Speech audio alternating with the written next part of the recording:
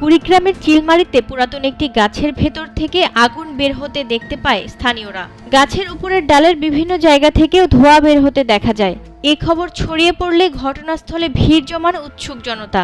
পহেলা July চিলমারির Ramna rail স্টেশনে প্রায় 50 বছরের পুরনো শিলকড়াই গাছে এমন চিত্র দেখা যায়।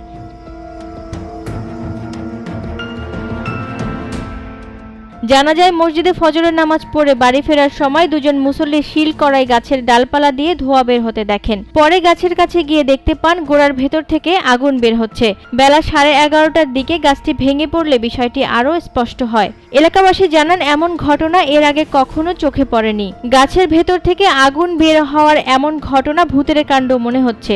শিলকড়াই গাছটি চিলমারির রমনা রেল স্টেশনের অফিস রুমের দক্ষিণ পাশে অবস্থিত। গাছটির ছায়ায় সময় কাটান ট্রেনের যাত্রী সহ স্থানীয়রা।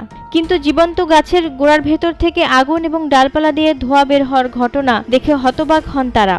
সকালে গাছে আগুন লাগার খবর শুনে ছুটে আসেন চিলমারি ফায়ার সার্ভিসের কর্মীরা। আগুন নেভানোর চেষ্টা করে ফিরে যান তারা। পরে গাছটি ভেঙে পড়লে আবারও ফায়ার সার্ভিসের কর্মীরা এসে আগুন নেভান। তবে আগুন লাগার কারণ জানাননি ফায়ার সার্ভিস। চিলমারি উপজেলা নির্বাহী কর্মকর্তা জানান, বিষয়টি রেলওয়ে ও বন বিভাগকে জানানো হয়েছে।